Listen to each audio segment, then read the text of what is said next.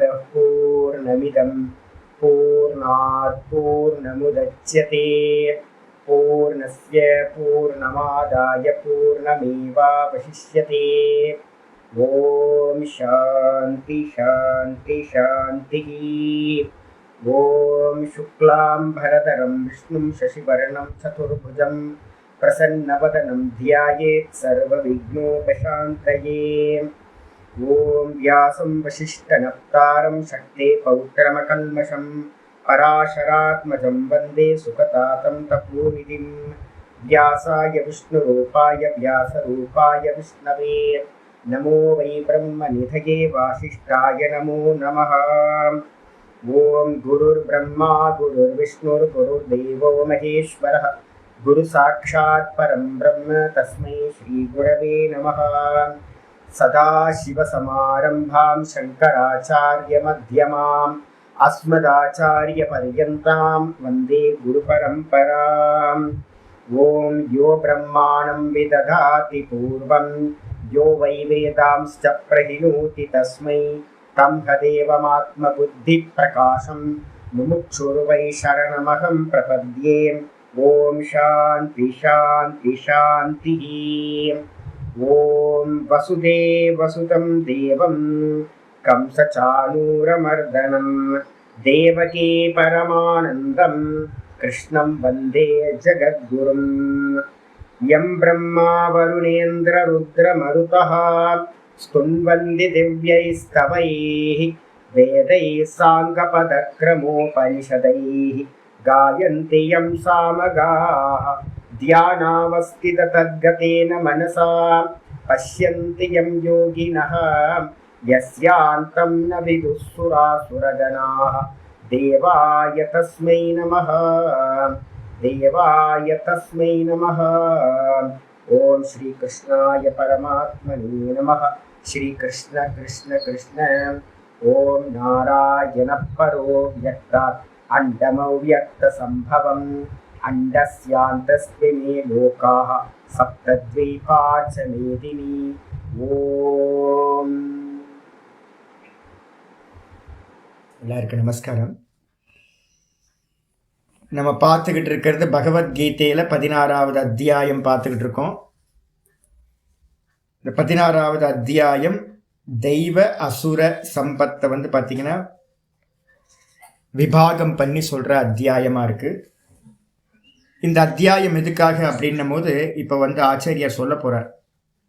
அடுத்தடுத்த ஸ்லோகங்கள்லே எதுக்காக இதை பண்ணணும் அப்படின்றதையும் ஆச்சாரியரே சொல்கிறார். முதல்ல 3 ஸ்லோகங்களில் பார்த்தீங்கன்னா 26 குவாலிட்டிஸ் பார்த்தீங்க அப்படின்னா தெய்வீ சம்பத் அப்படின்னு சொல்லப்பட்டது. அபயம், அபயம்ன்றது பார்த்தீங்கன்னா பயமின்மை. சத்வ சம்சுத்தி அப்படின்னா உள்ளுக்குள்ளார மனசில் கல்லங்கப்பட்டம் இல்லாமல் இருக்கிறது. அதுக்கப்புறம் ஞானயோக வியவஸ்திதிகி, நல்ல ஞான யோகத்தில் எஸ்டாப்ளிஷ் ஆகிறது. இப்போ நம்ம உட்காந்து பாடம் படிச்சுக்கிட்டே இருக்கோம் தொடர்ந்து. இந்த தன்மை. அதுக்கப்புறம் தானம், நம்மளால் பார்த்தீங்கன்னா எவ்வளோ முடியுமோ நம்ம சக்திக்கு ஏற்ற மாதிரி மற்ற எல்லா ஜீவராசிகளுக்கும் நம்மள்ட்ட இருக்கிறத பகிர்ந்து கொடுக்கறது. தமஸ்ச, இந்திரிய நிகிரகம், வெளியில் போகிற இந்திரியங்களை கண்ட்ரோல் பண்ணுறது. யஜ்ஞஸ்ச, பண்ணுற காரியங்களை எல்லாத்தையும் ஈஸ்வரார்ப்பணமாக பண்ணுறது. முடிஞ்ச அளவுக்கு ஃபயர் ரிச்சுவலையும் பண்ணுறது. ஹோமங்களோ யஜ்ஞங்களோ நம்மளால் முடிஞ்சதை பண்ணுறது. பூஜைகளை பண்ணுறது. கூட எல்லா கர்மத்தையும் ஈஸ்வரார்ப்பணமாக பண்ணுறது.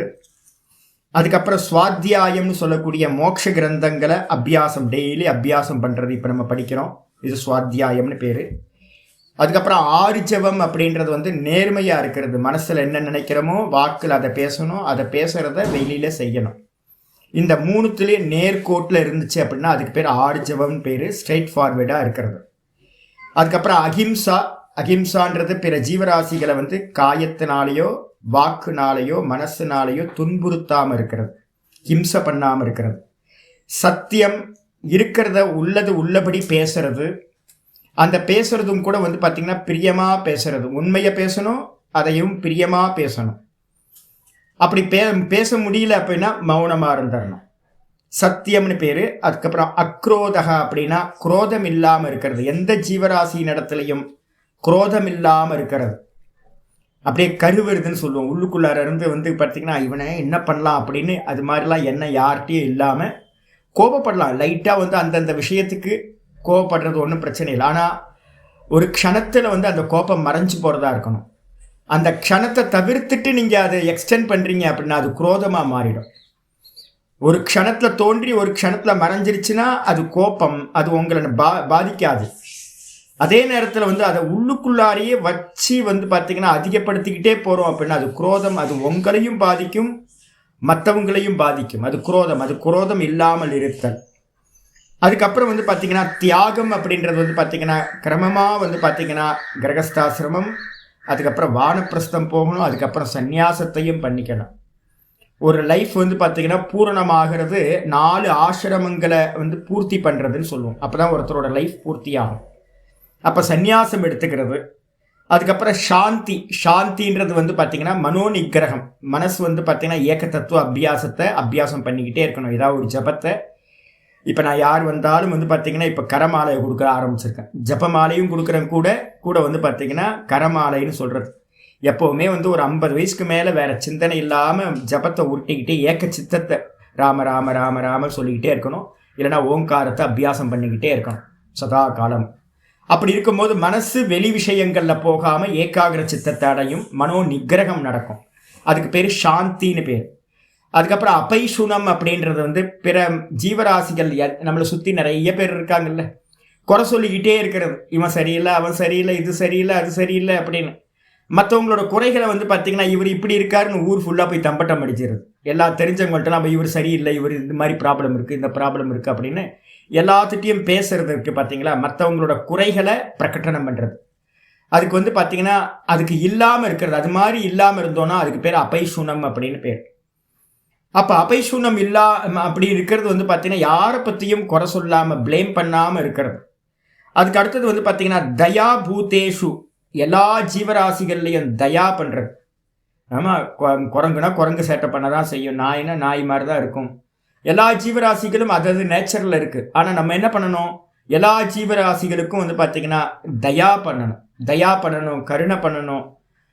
நான் ஏற்கனவே சொல்லியிருக்கேன், தயா பண்ணுனா உடனே இம்மீடியட்டாக நம்மளால் முடிஞ்ச அளவு தானத்தையும் பண்ணணும். அதுக்கு என்ன உண்டோ. காலையில் குரங்கு வந்து பார்த்திங்க இப்போ சத்தம் போத்துக்கிட்டே இருக்கு பாருங்கள், பின்பக்கம் பேக்ரவுண்டில் சவுண்டு ஓடிக்கிட்டே இருக்கா.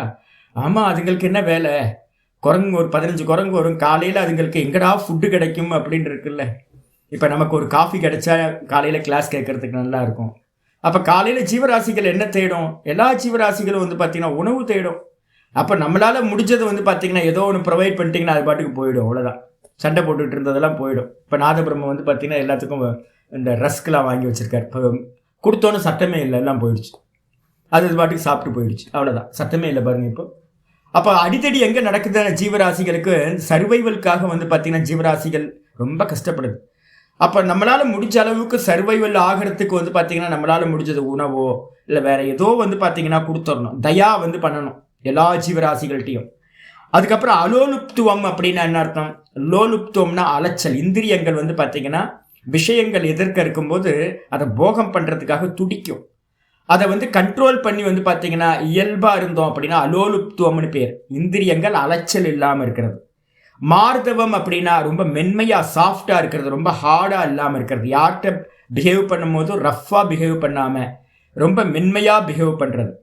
அதுக்கப்புறம் ஹ்ரீ அப்படின்னா அதர்ம காரியங்களில் போகும்போது லஜ்ஜா, வெக்கப்படணும். நம்ம போய் பேசினாலோ இல்லை வந்து அதர்மத்தில் போனாலோ எந்த காரியம் பண்ணும்போதும் நமக்குள்ளுக்குள்ளார ஒரு குற்ற உணர்வு வரணும். அப்போ தான் நம்ம தர்மத்திலேயே நிற்க முடியும். அப்போது ஹ்ரீ அப்படின்றது பேர் வந்து பார்த்திங்கன்னா வெட்கம். அதுக்கப்புறம் வந்து பார்த்திங்கன்னா அச்சாப்பலம் அப்படின்னா, சாப்பலம் அப்படின்னா என்ன அர்த்தம், சாப்பலம்னா வந்து பார்த்திங்க அப்படின்னா கை கால் எல்லாத்தையும் அசைச்சிக்கிட்டே இருக்கிறது, உடம்பு அசைச்சிக்கிட்டே இருக்கிறது தேவையில்லாமல். அதுக்கு இல்லாமல் இருக்கிறது வந்து பார்த்திங்கன்னா அச்சாப்பலம்னு பேர். தேவையில்லாமல் உடம்பையோ மனசையோ வேற எதையுமே வந்து பார்த்திங்கன்னா அசைக்காமல் இருக்கிறது. அதுக்கப்புறம் தேஜகனா நம்மளுடைய அனுஷ்டானத்தினால வந்து பார்த்திங்கன்னா ஒரு கம்பீரத்தன்மை வரும், ஒரு பிரகாசம் வரும். அந்த அனுஷ்டானத்தினால வரக்கூடிய அந்த பிரகாசத்துக்கு பேர் தேஜகன்னு பேர், பிரகாசம். அதுக்கு அடுத்தது க்ஷமா, ரொம்ப பொறுமையாக இருக்கிறது, எல்லா விஷயத்திலையும் பொறுமையாக இருக்கிறது. அது காலத்தில் நடக்கும். அது முக்கியமாக வந்து ஸ்பிரிச்சுவலில் வரவங்களுக்கு அது ரொம்ப அவசியம். ஒரு விதையை போட்டோம் அப்படின்னா அந்த விதை வந்து செடியாகிறதுக்கு ஒரு டைம் எடுக்குது, முளை விட்டு செடியாகணும்.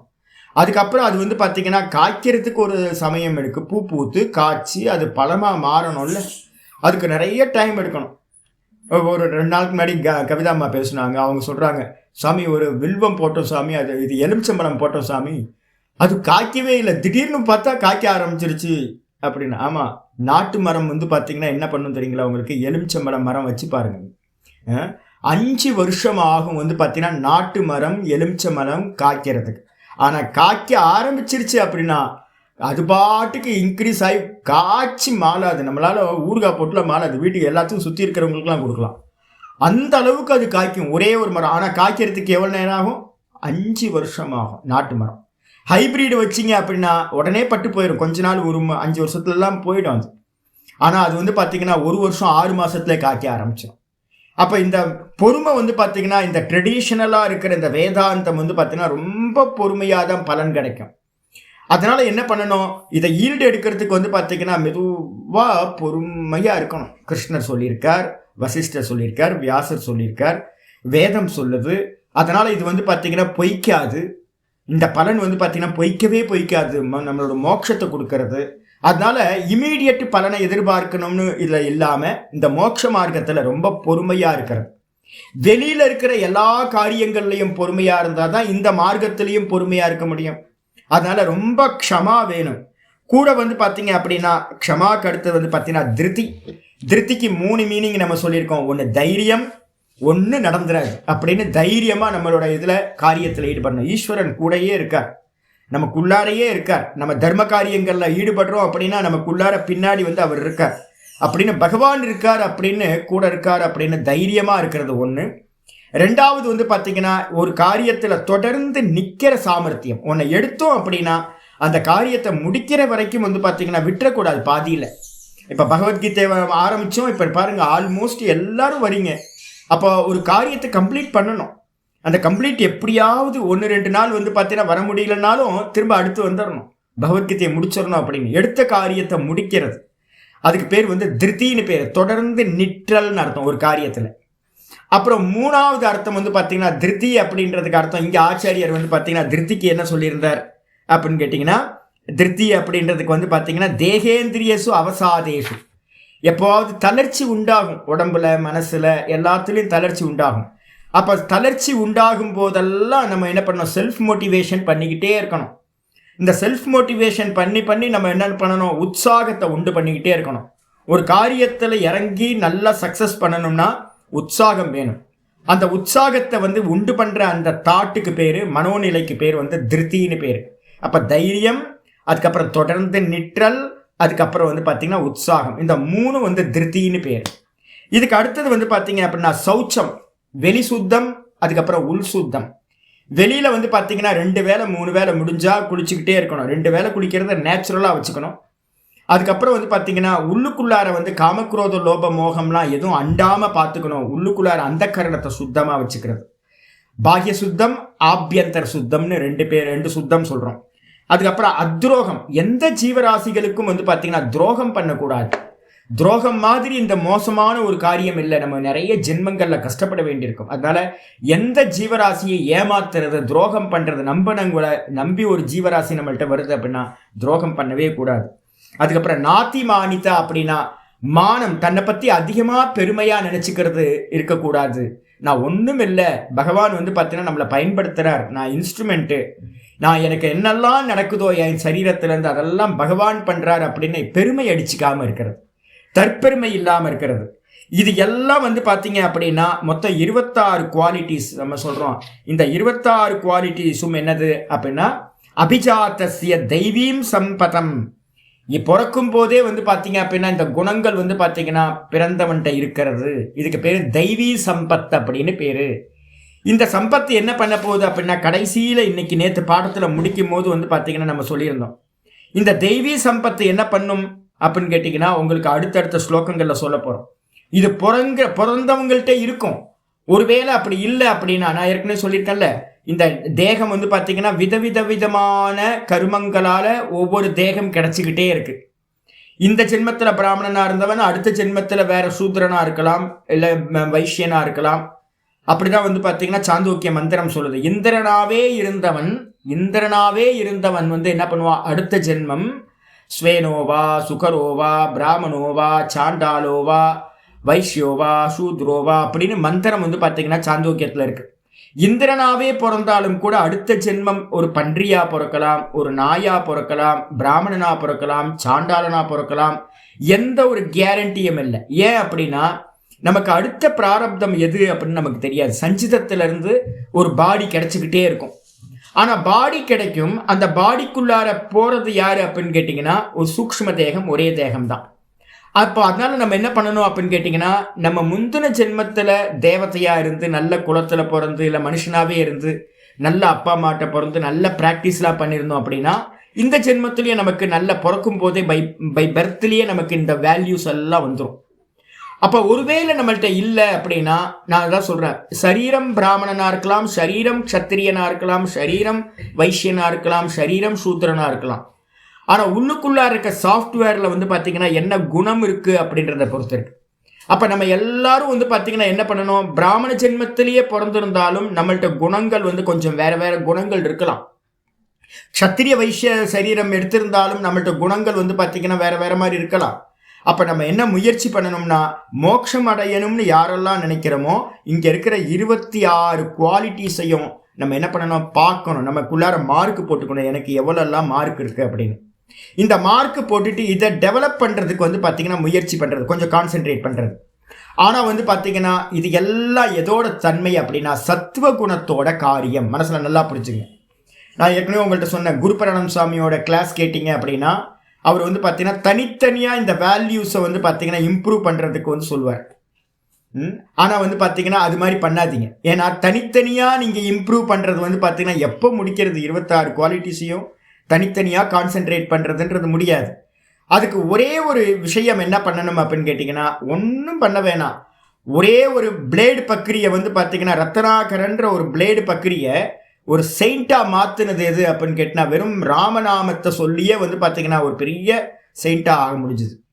வால்மீகியை வந்து நம்ம பேசிக்கிட்டு இருக்கோம் அப்படின்னா ஒரு ரத்னாகரன் வந்து பார்த்தீங்கன்னா வால்மீகி ஆனார். ஒரு இவர் வந்து பார்த்தீங்க அப்படின்னா ஓங்காரத்தை சொல்லி சும்மா இரு சொல்லற அப்படின்னு ஓங்காரத்தை சொல்லி முடித்தோன்னே நம்ம வந்து அருணகிரிநாத சுவாமி வந்து பார்த்தீங்கன்னா ஒரு பெரிய திருப்புகழ் பாடுற அளவுக்கு ஒரு செயிண்டாக மாறினார்.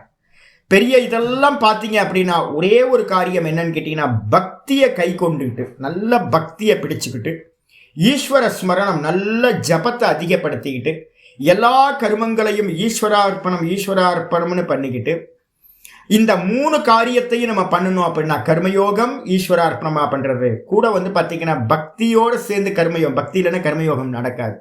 கூட வந்து பார்த்தீங்கன்னா நல்ல ஒரு உபாசனை ஏக தத்துவ அபியாசத்தை நல்லா வந்து பார்த்தீங்கன்னா ராம ராம ராம ராம ராமன் சதா காலமும் சொல்லிகிட்டு இருக்கும் போது சத்துவகுணம் என்ன ஆகும்னா இன்க்ரீஸ் ஆகும்.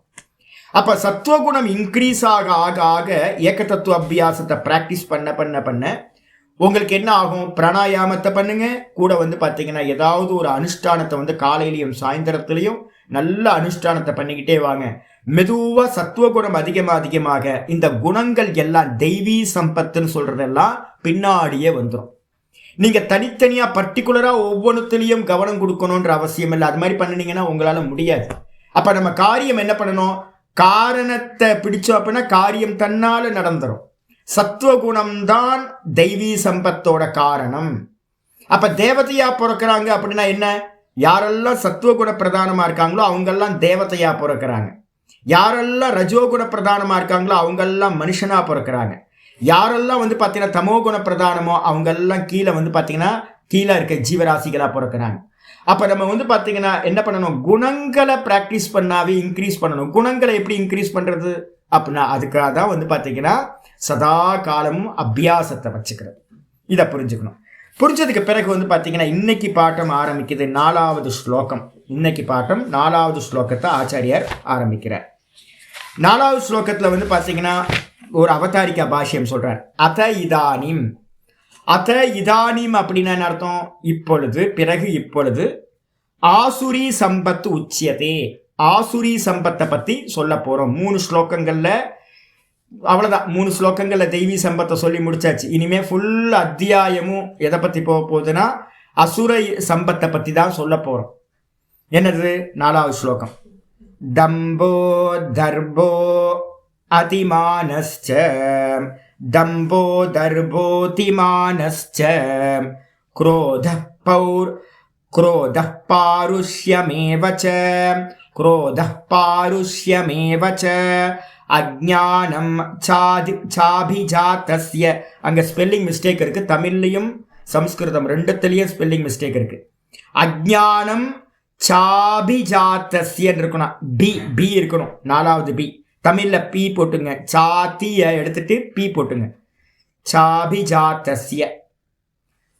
தீய எடுத்துருங்க. தீ இல்ல.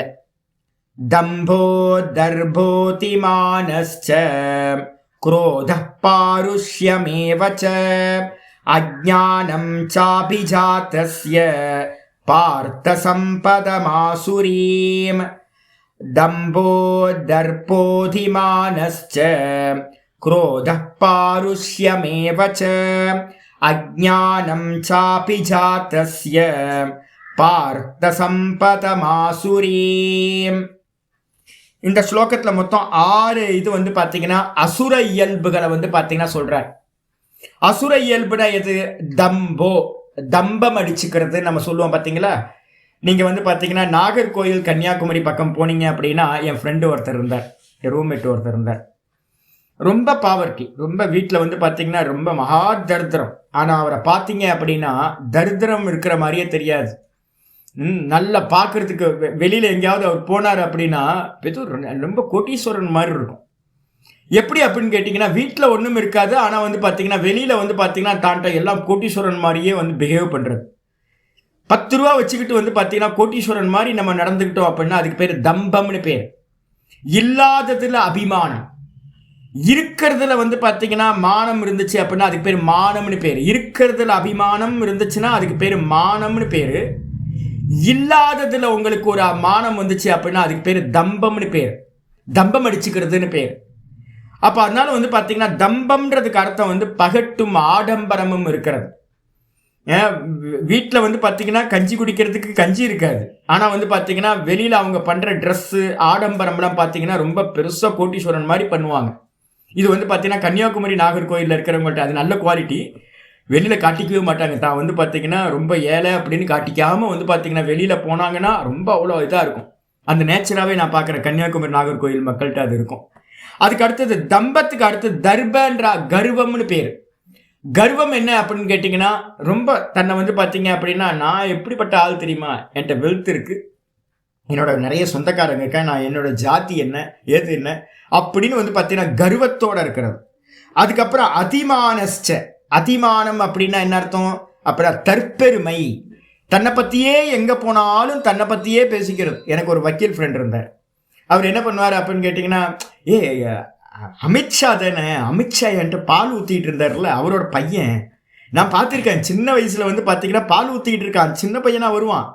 இப்போ வந்து பார்த்தீங்கன்னா அமைச்சர் ஆகிட்டாரு. என்னை கூப்பிட்டாரு, நானும் போகல. இந்த மோடி கீரை விற்கிறவனோட பையன் தானே, அவர் வருவார், என்கிட்ட வீட்டுக்கு வருவார். நானும் பேசியிருக்கேன், வந்திருக்கேன். யாரோ உலகத்தில் யார் சொன்னாலும் வந்து பார்த்தீங்கன்னா என்னோட கனெக்ட் பண்ணிக்கிறது. உங்களுக்கு வந்து பார்த்தீங்கன்னா இமயமலை போயிருக்கீங்களா? ஆமாம், இமயமலையிலேயே நான் ஒரு 15 வருஷம் படித்தோம்ல, நானும் சுவாமியெல்லாம் படித்தோம்ல. அவர் ஒரே ஒரு நாள் தான் வந்தார் இமயமலைக்கு. ஒரே நாள் வந்துட்டு போனவர் வெளியில் பேசும்போது என்ன பண்ணுவார் அப்படின்னு கேட்டிங்கன்னா, நாங்கள்லாம் படித்தோம்ல அப்படின்னு. நாங்கள்லாம் படித்தோமா?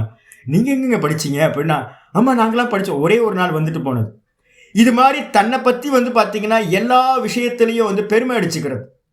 அதுக்கு பேர் வந்து பார்த்தீங்க அப்படின்னா அதிமானம்னு பேர். ரொம்ப பெருமை, தற்பெருமை அப்படின்னு நம்ம சொல்கிறோம்ல அது. அதுக்கப்புறம் குரோதக, குரோதம் வந்து பார்த்தீங்கன்னா நீங்கள் மதுரைக்கு மேலே போயிட்டீங்க அப்படின்னா 2-3 ஏரியா இருக்குது. கமுதியெலாம் போய் பார்க்கணும். கமுதி, அதுக்கப்புறம் சாத்தூர்லேருந்து விருதுநகர் மெதுவாக இன்க்ரீஸ் ஆகும். திருநெல்வேலி பக்கம்லாம் போனீங்க அப்படின்னா ரொம்ப கடுமையாக இருப்பாங்க. அதுக்கு வந்து பார்த்தீங்கன்னா கோபம் வந்து பார்த்தீங்கன்னா அந்த தண்ணியா இல்லை பூமியா என்ன காரணம்னு தெரில, அது ரொம்ப வந்து பார்த்தீங்கன்னா ஹார்டாக நடந்துக்கிறது. குரோதம் வந்து பார்த்தீங்கன்னா கோபம் வந்து கொலை பண்ணுறது ஈஸியாக நடந்துடும். அப்பா அம்மா என்ன சொல்லுவாங்க தெரியுங்களா? அந்த பக்கம் சொல்லுவாங்க, அந்த பக்கம் அந்த சாத்தூர் பக்கம் அந்த பக்கம்லாம் போயிட்டீங்கன்னா அரை மரக்கா நெல்லு தான் வெட்டிட்டு வாடான்னுவாங்க. அம்மா சொல்லுவாங்க அது மாதிரி. நல்லா தெரிஞ்சுங்க. அவன் ஒன்றுமே பண்ணியிருக்குமா, ஒரு சின்ன விஷயமா இருக்கும். ஆனால் வந்து பார்த்தீங்கன்னா வெட்டிட்டு வாடா பார்த்துக்கலாம், அரை மரக்கா நெல்லை விதைச்சா என்ன வருதோ அதை செலவு பண்ணுவோம். கோர்ட்டு கேஸுன்னு செலவு பண்ணிக்கலாம், நீ போய் அவன் தலையை எடுத்துட்டு வா அப்படின்னு அம்மாவே சொல்லுவா. அவ்வளோ குரோதம் வந்து அந்த பூமியில் இருக்கும். சுரண்டெல்லாம் ஒரு ஏரியாலாம் இருக்குது, ஒரே சண்டை சண்டை சண்டை சண்டை ஒரே தான். கவுமுதியிலலாம் வெட்டு குத்து நடந்துக்கிட்டே இருக்கும் டெய்லி காலையில். இப்போ நம்ம அமைதியாக உட்காந்து பாடம் படிச்சுட்டு இருக்கோம், அந்த ஏரியாலாம் ஒரே சண்டையாக தான் இருக்கும் காலையிலேயே. இது மாதிரி குரோதம் வந்து பார்த்தீங்கன்னா ஒவ்வொருத்தருக்கும் எக்ஸ்ட்ரீம் லெவலுக்கு போகிறது.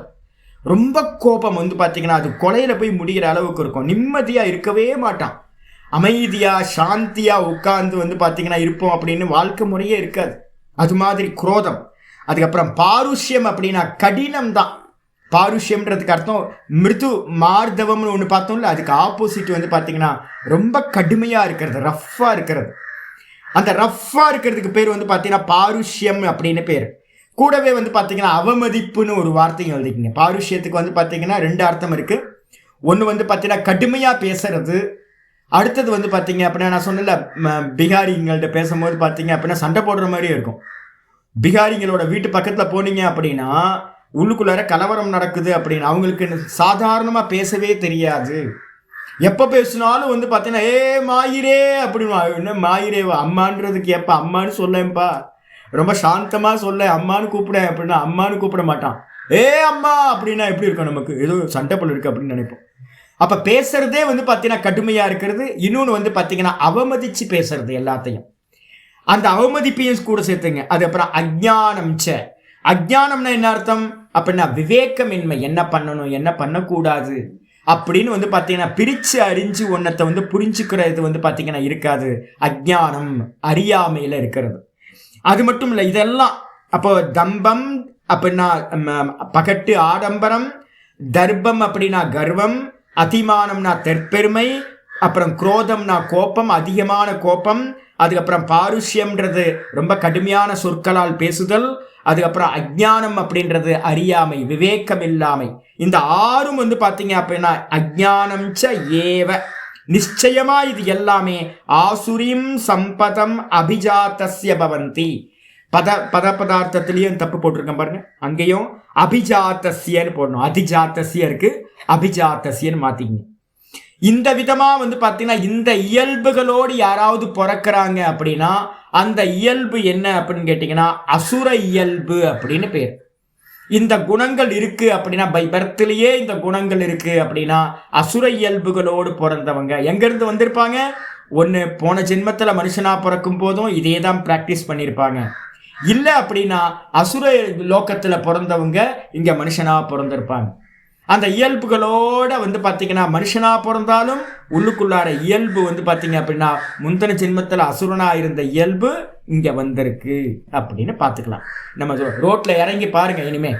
அதனால தான் வள்ளலார் என்ன பண்ணுவார் அப்படின்னு கேட்டிங்கன்னா, ஒரு திண்ணையில் உட்காந்துக்கிட்டு நாய் போகுது, மனுஷன் போகிறான், தேவதா போகுது அப்படின்னு யாரெல்லாம் போகிறாங்களோ அவங்களெல்லாம் வந்து பார்த்தீங்கன்னா இது போகுது அது போகுதுன்னு வரும். உங்களுக்கு என்ன காரணம்னு கேட்டிங்கன்னா உள்ளுக்குள்ளார இருக்கிற குணத்தை சூக்ஷ்ம தேகம் என்னன்னு வந்து வள்ளலார் பார்த்துக்கிட்டே இருந்தார். பார்த்துக்கிட்டே சொல்லுவார், போகுது நாய் போகுது, மனுஷன் போகிறான், குரங்கு போகுது, மாடு போகுது, நரி போகுது அப்படின்னு சொல்லிக்கிட்டே இருப்பாராம். அப்போ என்ன காரணம் அப்படின்னா வெளியில் மனுஷ ரூபம் தான், ஆனால் உள்ளுக்குள்ளார இருக்கிற ரூபம் ஒரு ரொம்ப வைல்டு அனிமலாகவும் இருக்கலாம், இல்லை அசுர இயல்பாகவும் இருக்கலாம் அப்படின்னு சொல்லுங்க. பாஷ்யத்துக்கு வந்துருங்க. பாஷ்யத்தில் வந்து பார்த்தீங்கன்னா ஆச்சாரிய சொல்கிறார், தம்போ அப்படின்னா என்ன அர்த்தம்? தம்பம்னா என்ன அர்த்தம்? தம்பட்டம் அடிச்சுக்கிறதுன்னு நம்ம சொல்லுவோம். தம்பம்ன்றதுக்கு அர்த்தம் தம்பட்டம் அடித்தல் அப்படின்னு. அவன் பாரு தம்பட்டம் அடிச்சுக்கிட்டே இருக்கான் அப்படின்னு. அதுக்கு தான் இங்கே தம்பம்னு பேர். தர்ம துவஜித்வம், தான் பண்ணுறது எல்லாத்தையும் வந்து பார்த்தீங்கன்னா பேனர் போட்டு, இப்போல்லாம் பேனர் தானே, ஒரு ஃபில்ம் ஒன்று பார்த்தேன், இந்த சமயத்தை இப்படி கொடுத்துக்கிட்டு இருக்கும் போதே வந்து பார்த்தீங்கன்னா பின்பக்கம் ஒரு பேனர் போட்டுடுறது. நம்ம எல்லாம் வந்து பார்த்தீங்கன்னா என்ன பண்ணுவோம், ஏதாவது தானம் பண்ணோம் அப்படின்னா டியூப்லைட்டில் வந்து பார்த்தீங்கன்னா தானம் கொடுத்துட்டு டியூப்லைட்டை வந்து மறைச்சி தப்பம் பேரை எழுதிடுறது. எந்த ஒரு கொடுத்தாலும் வந்து பார்த்தீங்கன்னா ஒரு கல்வெட்டு ஒன்று போட்டுறது எல்லாத்து இடத்துலையும், ஏன்னா இவ்வளோ கொடுத்தேன் அப்படின்னு. இது மாதிரி இருக்கக்கூடாது. அப்போ வந்து பார்த்தீங்கன்னா தான் பண்ணுறதுல வந்து பார்த்தீங்கன்னா நீங்கள் கிரெடிட் எடுக்கிற மாதிரி இருந்தீங்கன்னா இந்த லோக்கத்திலே பலன் முடிஞ்சு போயிடும் உங்களுக்கு. தம்பட்டம் அடிச்சுக்க கூடாது.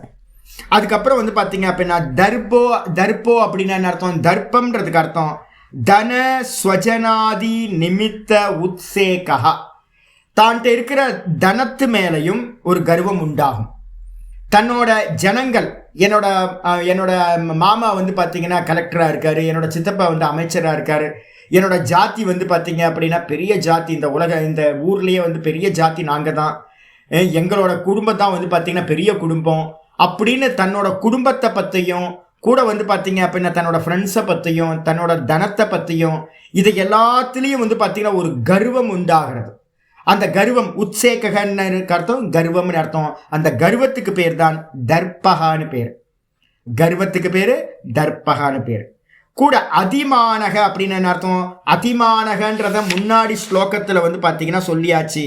தெய்வீ சம்பத்தில் சொல்லும்போது நாத்திமானிதா அப்படின்னு பார்த்தோம் பாருங்க. நாத்திமானிதான்னு பார்த்தோம்.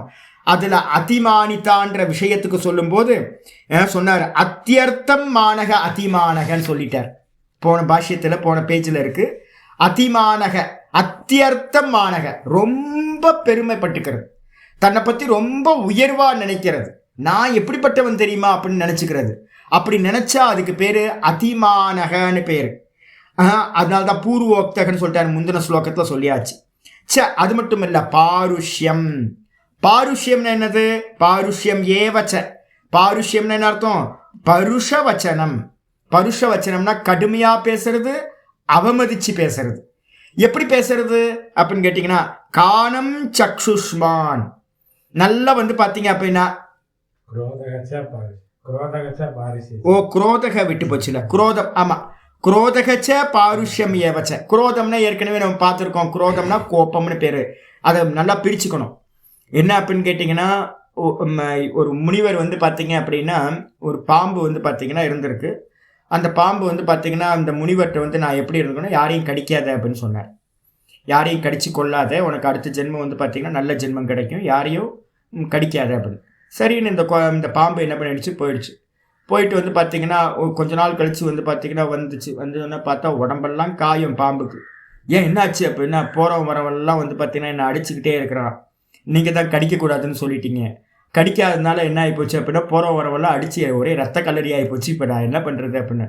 நான் என்ன சொன்னேன், உன்னை கடிக்கக்கூடாதுன்னு தானே சொன்னேன், சீரக்கூடாதுன்னு சொன்னேன்னா. நீ என்ன பண்ணணும் அப்படின்னு கேட்டிங்கன்னா, யாராவது வந்தா ஸ்ன்னு சொன்னீங்கன்னா அவன் ஓடி போயிடுவான், நீ பாட்டுக்கு இருக்கலாம், ஃப்ரீயாக இருக்கலாம். கடிக்க தான் கூடாது, ஆனால் சீர்றதுல தப்பு இல்லை, உன்னை பாதுகாத்துக்காரதில்ல அப்படின்னு. அதே மாதிரி வந்து பார்த்தீங்கன்னா கோபம்ன்றது வந்து பார்த்தீங்கன்னா ஒரு டீச்சர் வந்து பார்த்தீங்கன்னா கோபப்படுவார், சிஷ்யர்கள்ட்ட வந்து குருநாதர் வந்து பார்த்தீங்கன்னா கோபப்படுவார், அப்பா அம்மா வந்து பார்த்தீங்கன்னா குழந்தைங்க வந்து தப்பு பண்ணும் போது வந்து பார்த்தீங்கன்னா கோவப்படுவாங்க. இது மாதிரி கோபங்கள்லாம் பார்த்தீங்கன்னா என்ன தெரியும்னா, ஒரு க்ஷணம் தோன்றி ஒரு க்ஷணம் மறைஞ்சிடும். இப்போ நான் வந்து பார்த்தீங்கன்னா என்கிட்ட சுற்றி இருக்கிறவங்கள்ட்டெல்லாம் கோவப்படுவேன். ஆனால் அந்த கோபம் எவ்வளோ நேரம்னா அப்படியே மனசில் வச்சுட்டு கருவிக்கிட்டுலாம் இருக்கிறது இல்லை. அந்த க்ஷணம் இதை தப்பு பண்ணுறீங்களே, இதை மாற்றிங்க அப்படின்னு. இப்போ நான் உங்கள்கிட்டலாம் சில பேர்ட்டெல்லாம் ஃபோன்லலாம் பேசும்போது கடுமையாக சில சமயம் பேச வேண்டியிருக்கும். ஆனால் அதில் வந்து தாற்பயம் வந்து பார்த்தீங்கன்னா குரோதம் இல்லை, அது வந்து சும்மா ஒரு கடிச்சிக்கிறதுன்னு நம்ம சொல்லுவோம்ல, கடிச்சிக்கிறதுக்கு அப்போதைக்கு பண்ணுறது. அதுக்கு வந்து பார்த்தீங்கன்னா திருத்திக்கிறதுக்காக தான் பண்ணுறது ஒழிய அது குரோதம் இல்லை. குரோதம் என்ன அப்படின்னா மனசில் வச்சுக்கிட்டு இவங்களை எப்படி நாசம் பண்ணலான்னு.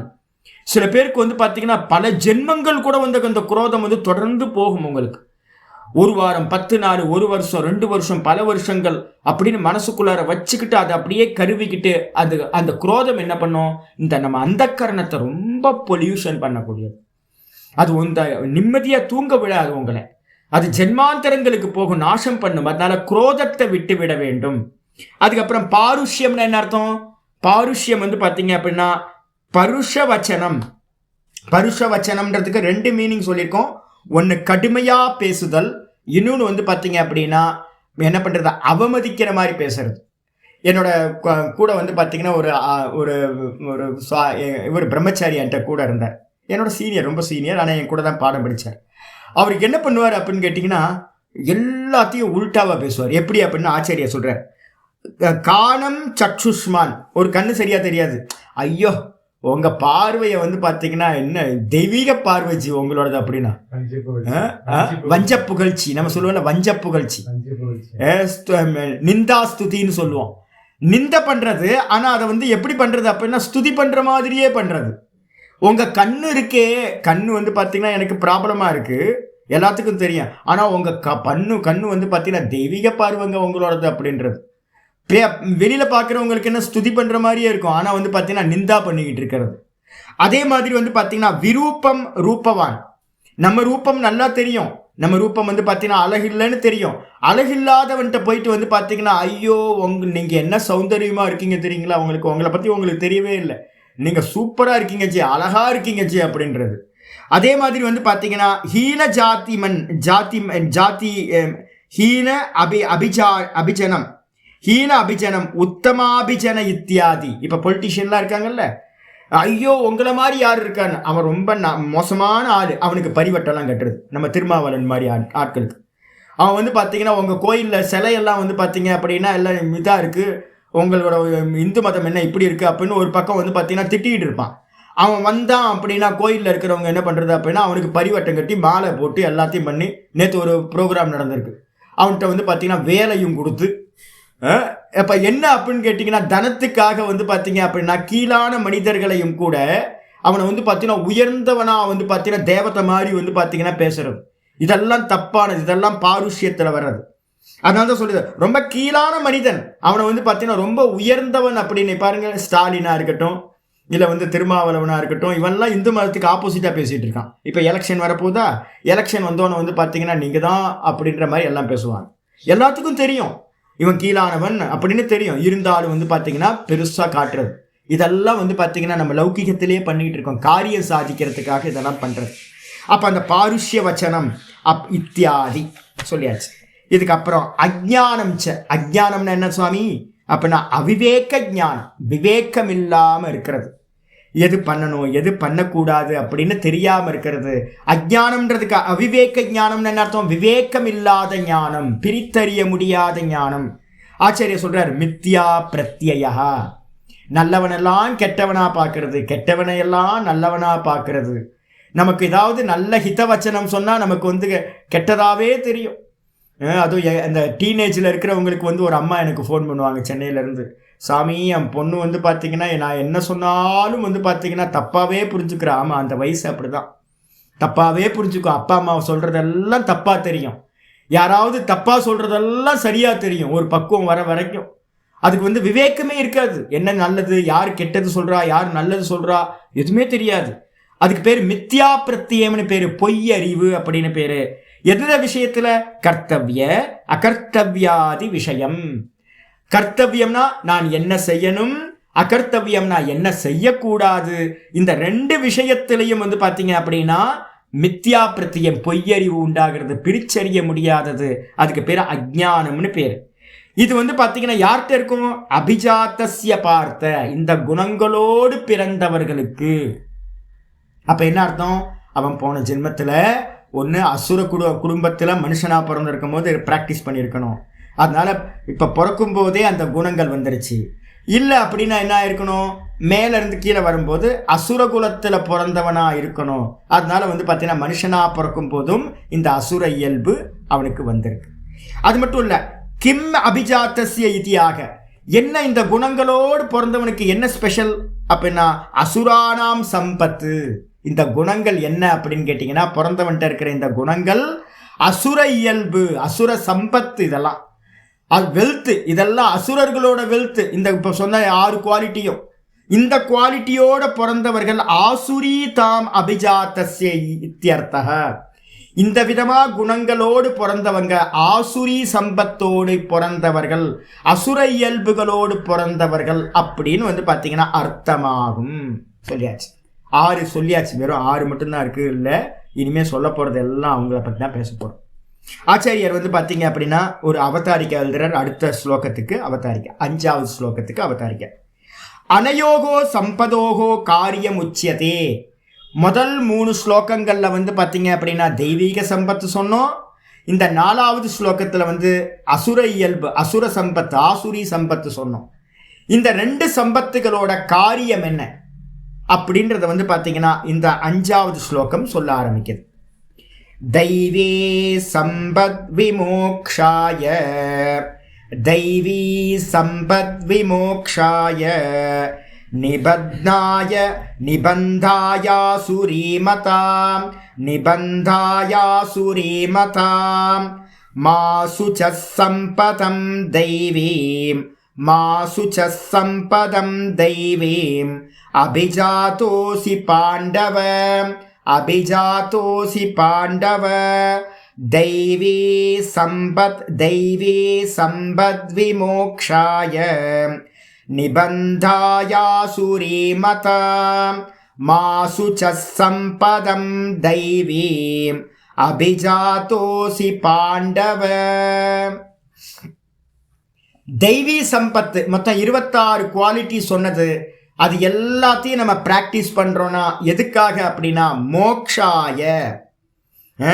தெய்வீ சம்பத்து விமோக்ஷாய, இந்த சம்சார பந்தத்திலிருந்து விடுதலை அடைவதற்காக நமக்கு வந்து பார்த்தீங்கன்னா இந்த தெய்வீ சம்பத்துகள் உபயோகப்படுகின்றன.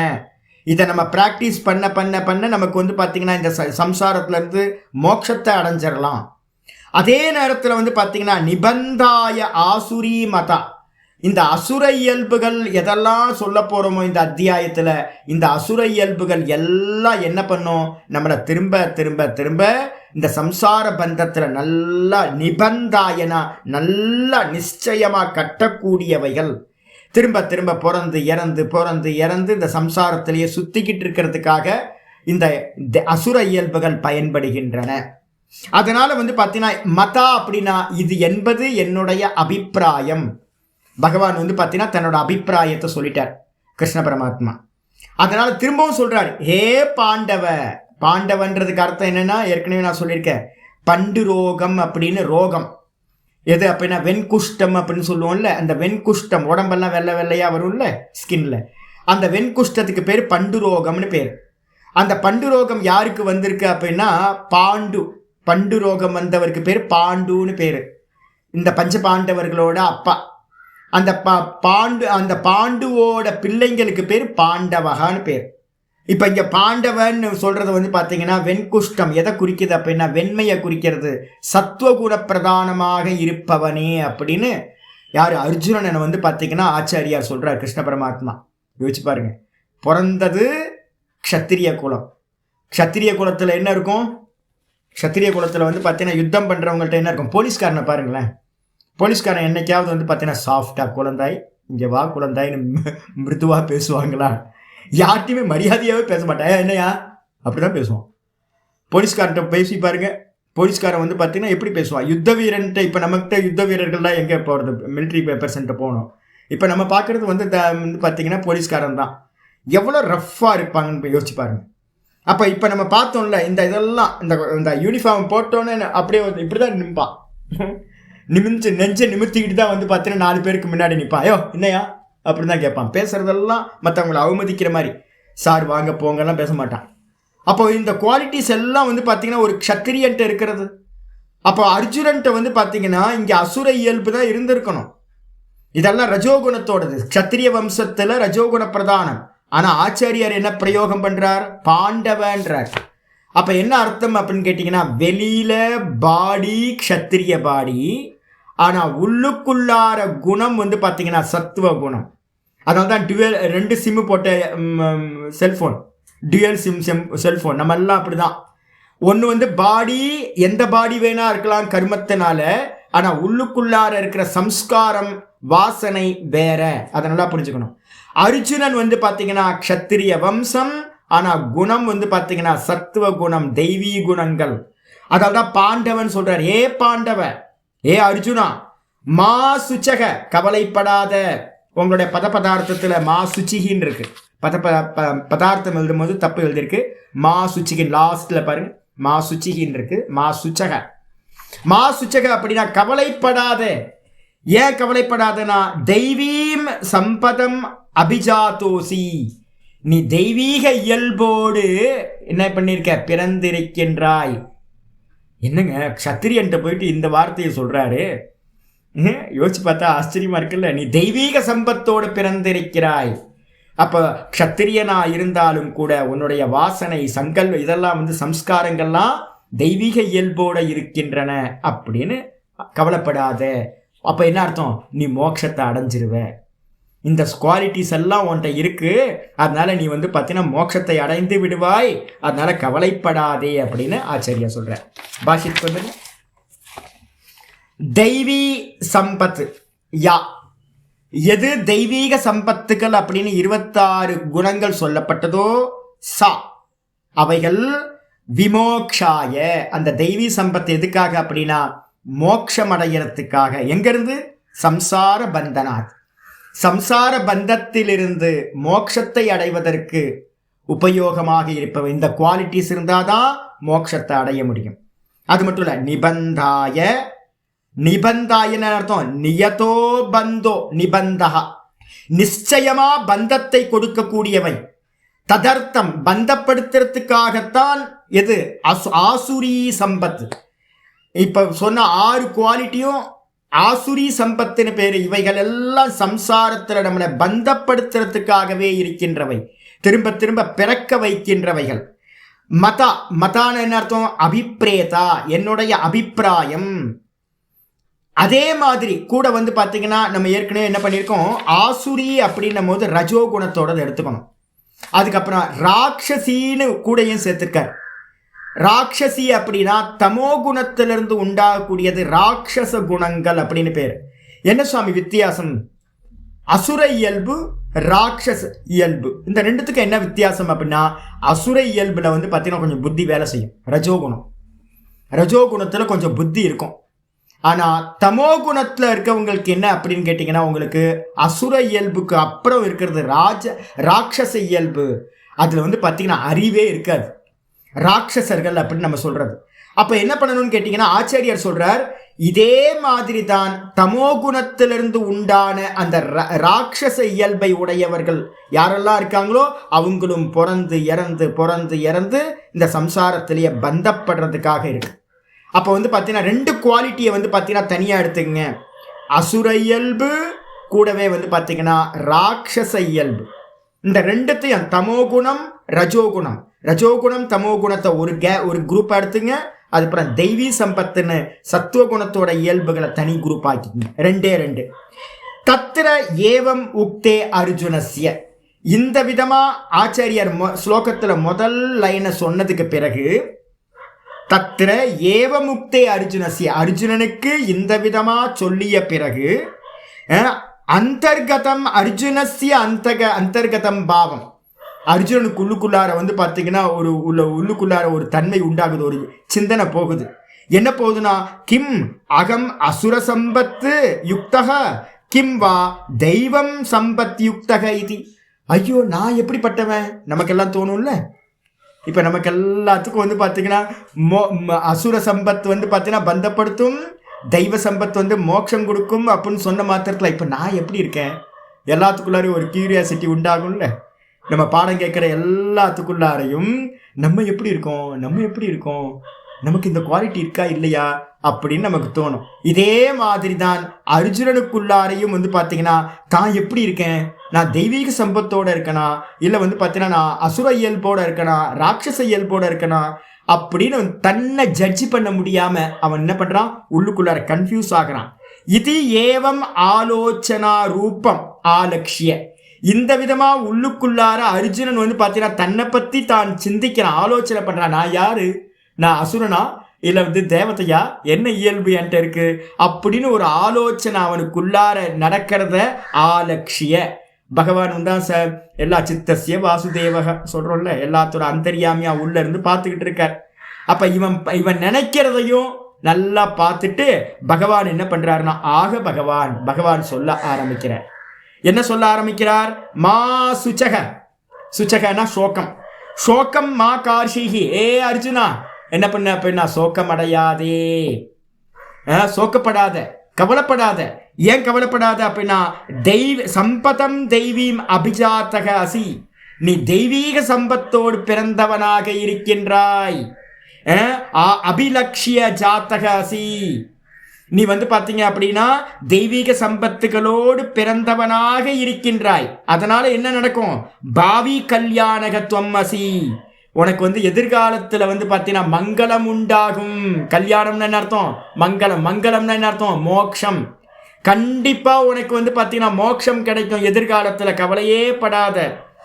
இத்தியர்த்தக ஹே பாண்டவ, ஹே பாண்டவ அர்ஜுனா கவலைப்படாத, நீ வந்து பார்த்தீங்கன்னா தெய்வீக சம்பத்தோடு பிறந்திருக்க, கன்ஃபியூஸ் ஆகாத அப்படின்னு.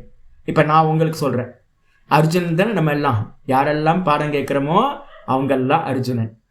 அப்போ இப்போ நான் வந்து பார்த்தீங்கன்னா உங்களுக்கு எல்லாத்துக்கும் வந்து பார்த்தீங்கன்னா, ஏன்னா நீங்கள் நிறைய பேர் என்கிட்ட பேசுகிறீங்க, ஃபோனில் பேசுகிறீங்க, எல்லாம் பேசுகிறீங்க, உங்களோட நிறைய பேரை பற்றி எனக்கு ஸ்கேன் பண்ணுற கெப்பாசிட்டி எனக்கு இருக்குது. சாஸ்திரம் என்ன கொடுத்துருக்கு தெரியுங்களா உங்களுக்கு? சாஸ்திரம் படிக்க படிக்க படிக்க ஒரு டீச்சருக்கு என்ன ஒரு குவாலிட்டி வரும் அப்படின்னா, இந்த சாஸ்திரம் உள்ளே போக போக போக ஒரு ஸ்கேனர் மிஷின் மாதிரி ஆகிடும் நமக்கு. நான் இப்போ வந்து பார்த்தீங்கன்னா யாரை பார்த்தாலும் வந்து பார்த்தீங்கன்னா ஒரே ஒரு ஸ்கேன் பண்ணிடுறது. ஆரம்ப காலகட்டத்தில் நிறைய ஏமாந்து போயிருப்போம், நிறைய ஸ்கேன் பண்ணுறதுல மிஷினில் கொஞ்சம் கோளாறு இருக்கும். இந்த சாஸ்திர அபியாசம் பண்ண பண்ண பண்ண பண்ண ஒரு சாமர்த்தியம் வந்துடும். எந்த ஒரு வஸ்துவை பார்த்தாலும் இருக்கிறத இருக்கிற மாதிரி பார்க்குற ஒரு சாமர்த்தியம். கிருஷ்ணருக்கு வந்து பார்த்தீங்கன்னா அப்படின்னா அந்தர்யாமியாக இருக்கார், அவர் அர்ஜுனனை பார்த்துட்டார். இப்போ நான் என்ன பார்க்குறேன் அப்படின்னா, என்கிட்ட பேசுனா, என்கிட்ட பழகுனா, என்கிட்ட என்ன விவகாரம் பண்ணா, பார்த்த மாத்திரத்திலேயே வந்து பார்த்தீங்கன்னா நான் டிடெக்ட் பண்ணிடுவேன். இவங்க பர்சனாலிட்டி இது, இந்தந்த குணம், இவங்க சத்துவ குணம், இவங்க ரஜோ குணம், இவங்க தமோ குணம், இவங்கள்ட்ட இவ்வளோ டிஸ்டன்ஸு கீப் அப் பண்ணணும் அப்படின்றது. இப்போ நான் வந்து பார்த்தீங்கன்னா என்னோடய ஸ்டூடெண்ட் எல்லாத்தையும் பார்க்குறேன், ஆல்மோஸ்ட் வந்து பார்த்தீங்கன்னா நீங்கள் எல்லாரும் தெய்வீக சம்பத்தோடு தான் இருக்கீங்க. அதனால உங்களுக்கு நான் என்ன சொல்கிறேன்னா, மா சுச்சக, ஒவ்வொருத்தரும் இண்டிவிஜுவலாக பார்த்து நான் சொல்கிறேன், கவலைப்படாதீங்க. உங்களுக்கு எல்லாத்துக்கும் பாவி கல்யாணம், எதிர்காலத்தில் வந்து பார்த்தீங்கன்னா நல்ல மங்களம் உண்டாகும், தைரியமாக இருங்க, கவலையே படாதீங்க அப்படின்னு அர்ஜுனனுக்கு கிருஷ்ணர் என்ன சொன்னாரோ அதே வச்சனத்தை நான் உங்களுக்கும் சொல்கிறேன். கொஞ்சம் கொஞ்சம் குறை இருக்கும், ஆனால் நம்ம எல்லாருமே என்ன மார்க் அப்படின்னு கேட்டிங்கன்னா, பொதுவாக வந்து பார்த்தீங்கன்னா சத்துவ குணம் வந்து பார்த்தீங்கன்னா ஒரு 40% இருந்து மீதி 60% ரஜோகுணம் தமோ குணம் இருந்தால் கொஞ்சம் ப்ராப்ளம். இப்போ நம்ம எல்லாரும் வந்து பார்த்தீங்கன்னா எதில் இருக்கோம் அப்படின்னா, தொடர்ந்து கிளாஸ்க்கு வர்றது இருக்குல்ல, எனக்கு நல்லா தெரியும். சத்துவ குணம் இல்லாமல் ஒரு காரியத்தை தொடர்ந்து பண்ண முடியாது. திருத்தி ஞான யோக வியவஸ்திதக. என்கிட்ட பேசும்போது எல்லாத்துலையும் மிருதுவாக தான் பேசுகிறீங்க, விவகாரம் எல்லாம் மிருதுவாக தான் பண்ணுறீங்க, எல்லாத்துட்டையும் தானம் இருக்குது, எல்லாத்துக்கும் தமம் இருக்குது. ஏன்னா உட்காந்துருக்கீங்களா 1 மணி நேரம் 1.5 மணி நேரம் உட்காடுறீங்க, அப்போ தமம் இருக்குது. அப்போ வந்து பார்த்தீங்கன்னா தானம் இருக்குது. நிறைய பேர்கிட்ட பேசும்போது எல்லாம் பண்ணுறதெல்லாம் தெரியுது. எனக்கு தட்சணை கொடுக்குறீங்க, அப்போவே தானம் தெரியுது எப்போ எந்த மாதிரி உங்களோட விவகாரம் இருக்கும் அப்படின்னு. அதுக்கப்புறம் தமம் இருக்குது, தானம் இருக்குது, திருத்தின்னு சொல்லக்கூடிய தொடர்ந்து கிளாஸ்க்கு வர்றதற்கு, ஞான யோகத்தில் தொடர்ந்து நிற்கிறீங்க. இது மாதிரி எல்லா குவாலிட்டிஸும் பார்க்கும்போது என்ன தெரியுது அப்படின்னா, நீங்கள் எல்லாருமே என்னது, எல்லாம் தெய்வீக சம்பத்துகளோடு இருக்கீங்க, கவலையே படாதீங்க, ஃப்ரீயாக இருங்க. நமக்கு வந்து பார்த்தீங்கன்னா மோட்சம் வந்து பார்த்தீங்கன்னா கிடைச்சிடும். நம்ம குணம் வந்து நல்ல குணமாக தான் இருக்கு. இதை சொன்னதுக்கு பிறகு வந்து பார்த்தீங்கன்னா ஆச்சாரியார் 6வது ஸ்லோகம் ஆரம்பிக்கிறார்.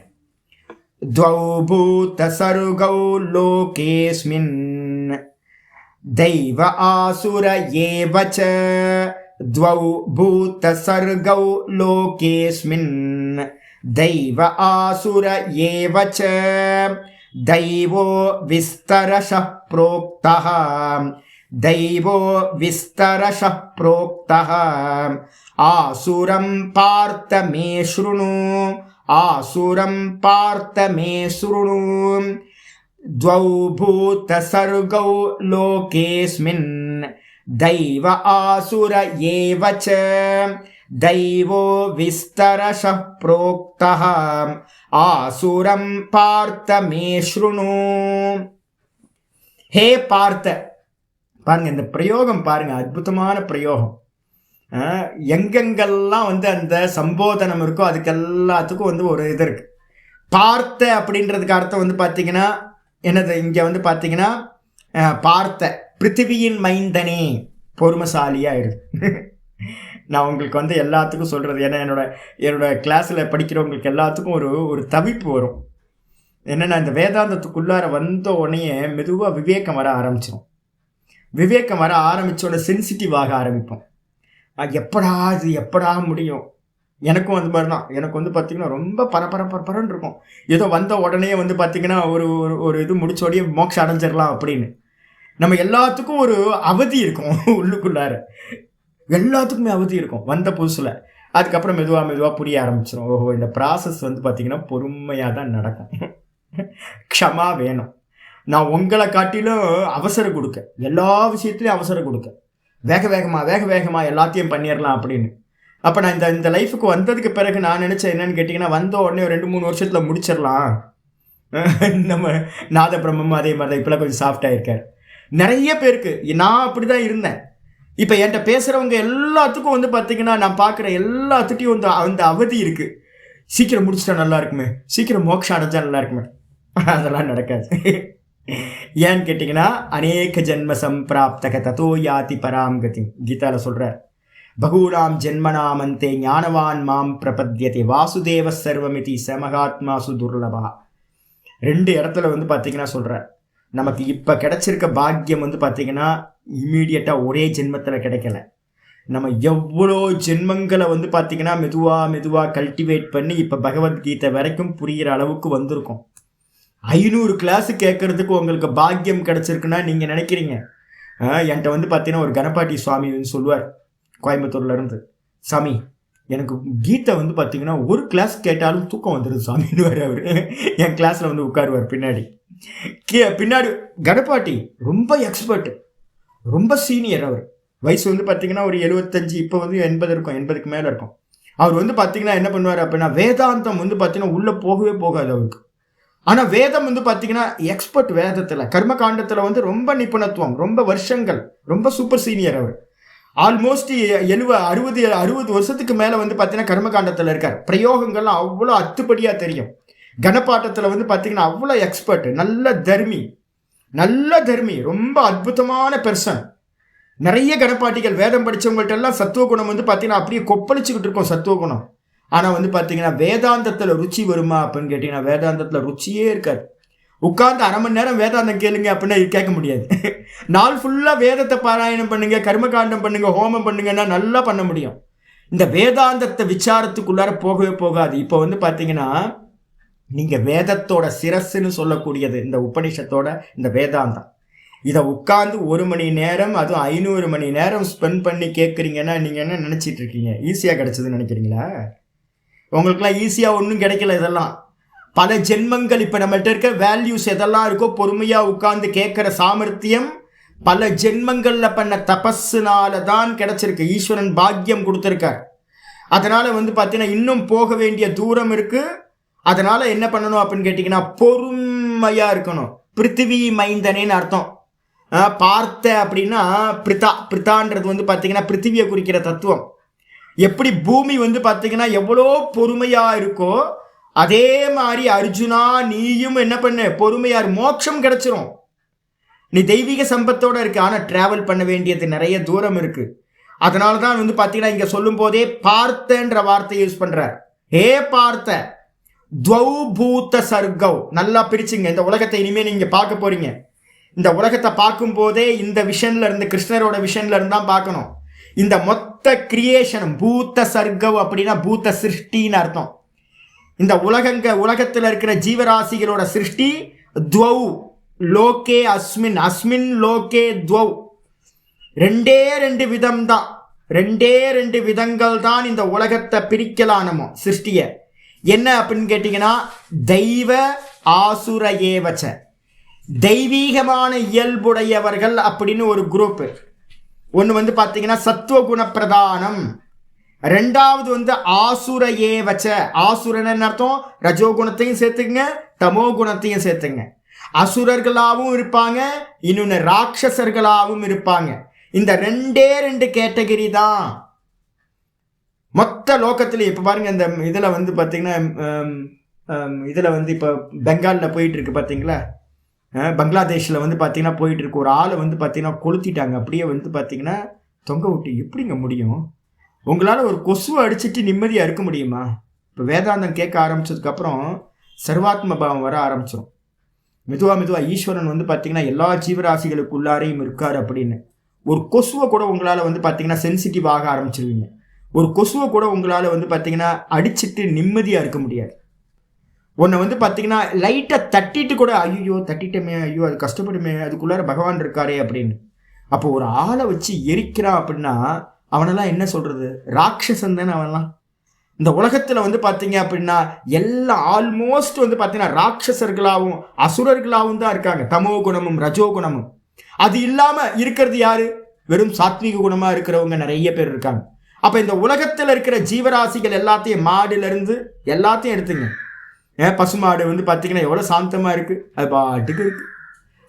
அப்போ பசுமாட்டிலேருந்து ஆரம்பித்து மனுஷன்லேருந்து எல்லா ஜீவராசியும் இனிமேல் என்ன பண்ணணும், 2 விபாகம் பண்ணிக்கங்க. ஒன்று வந்து பார்த்தீங்கன்னா தெய்வீ சம்பத்தோட இருக்கிற தேவதா சிருஷ்டி, இன்னொன்று வந்து பார்த்தீங்கன்னா தமோகுண ரஜோகுணத்தோட இருக்கிற ஆசுர சிருஷ்டி அப்படின்னு 2 விதமான பூத்த சிருஷ்டி. இதில் தெய்வோ விஸ்தரசக புரோக்தக, தெய்வ இயல்பு வந்து பார்த்தீங்கன்னா சிருஷ்டி வந்து பார்த்தீங்கன்னா நம்ம என்ன பண்ணோம், முதல் 3 ஸ்லோகங்களில் 26 குவாலிட்டிஸை விஸ்தாரமாக சொல்லி முடிச்சாச்சு. ஆனால் ஆசுரம் பார்த்த மேஸ்ருணும், இனிமே நான் என்ன பண்ண போகிறேன், இந்த கிரந்தம் முடிகிற வரைக்கும், இந்த அத்தியாயம் முடிகிற வரைக்கும், இந்த 16வது அத்தியாயம் முடிகிற வரைக்கும் விஸ்தாரமாக நான் என்ன பண்ண போகிறேன், ஆசுர இயல்பை நான் சொல்ல போகின்றேன். என்னிடமிருந்து அதனை கேட்டுக்கொள்வாயாக. மே ஸ்ருணு, என்னிடமிருந்து கேட்டுக்கொள்வாயாக சொல்லியாச்சு. பாஷ்யத்துக்கு வந்துருங்க.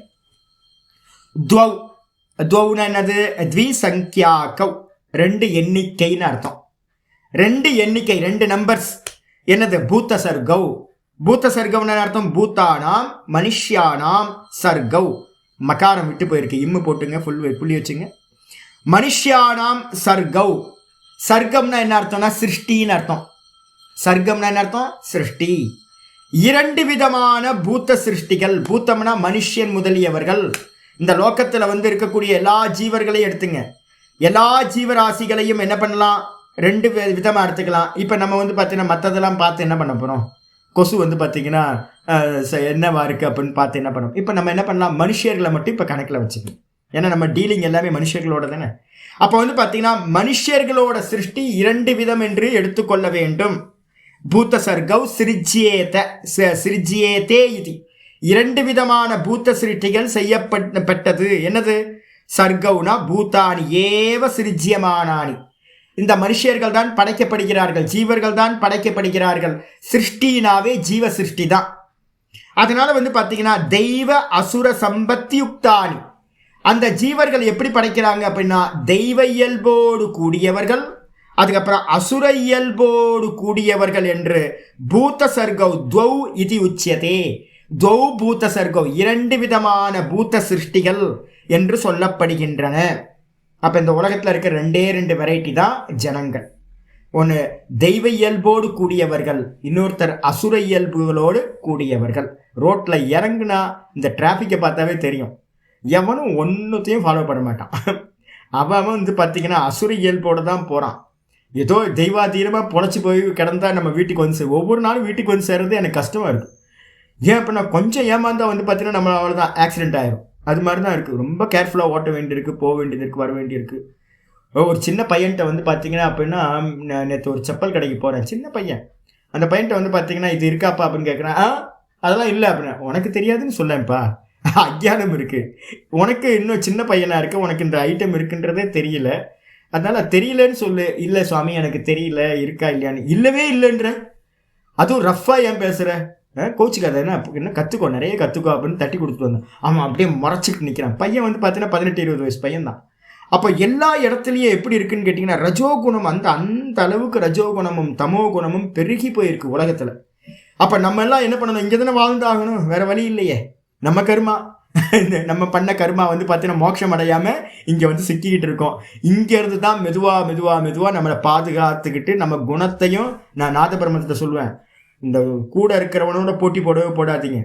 நம்ம வந்து பார்த்தீங்கன்னா எதிர்க்க இருக்கவன் வண்டி அப்படி ஓட்டுறான், நம்மளும் முறுக்கணும்னு வச்சு ஆக்சிலேட்டரை, நமக்கு ரஜோகுணம் வந்துடும். அவனை பார்த்தோம் அப்படின்னா அவனுக்கு ஏற்ற மாதிரி நம்ம பிஹேவ் பண்ண ஆரம்பித்து நம்மளை அசுரனாக மாற்றிடுவான், நம்மளை வந்து பார்த்தீங்கன்னா ராட்சசனாக மாற்றிடுவாங்க. அதனால என்ன பண்ணணும் அப்படின்னு கேட்டிங்கன்னா, சுற்றி இருக்கிறவன் எப்படி வேணால் போகட்டும், ஆனால் நம்ம குவாலிட்டியை வந்து பார்த்தீங்கன்னா விட்டு கொடுக்காம நம்மளோட சத்துவ குணத்தை வந்து பார்த்தீங்கன்னா என்ன பண்ணக்கூடாது, காம்படிஷன் மற்றவங்களோட போடக்கூடாது. அசுரனோட காம்படிஷன் பண்ணால் என்ன ஆகும், நம்ம பெரிய அசுரனாக ஆகிடுவோம். ராட்சசனோட காம்படிஷன் பண்ணனா என்ன ஆகும், நம்ம பெரிய ராட்சசனாக மாறிடுவோம். அதனால் வந்து பார்த்தீங்கன்னா அந்த வேலையை மட்டும் பண்ணவே கூடாது, போட்டி போடவே கூடாது மற்றவங்களோட. நம்ம இயல்பு என்னவோ அந்த இயல்போடு இருக்கணும், இங்கே தான் வாழ்ந்தாகணும், வேறு வழி இல்லை நமக்கு. அப்போ ஆச்சாரியர் சொல்கிற 2 விதமான பூத்த சிருஷ்டிகள் இருக்கிறது. பிருகதாரண்ய உபனிஷத்துலேருந்து சொல்கிறார். துவயோக பிராஜாபத்யா தேவாஸ்ச அசுராஸ்ச. பிருகதாரண்ய உபநிஷத்துல இருக்கிற மந்திரம் சொல்றாரு, பிரஜாபதிக்கு வந்து பார்த்தீங்கன்னா, பிரஜாபதினா பிரம்மா, சிருஷ்டிகர்த்தாவா இருக்கிற பிரம்மாக்கு துவயோக பிராஜாபத்யா தேவ அசுராஸ்ச 2 விதமான புத்திரர்கள் வந்து பார்த்தீங்கன்னா இருந்தார்கள்.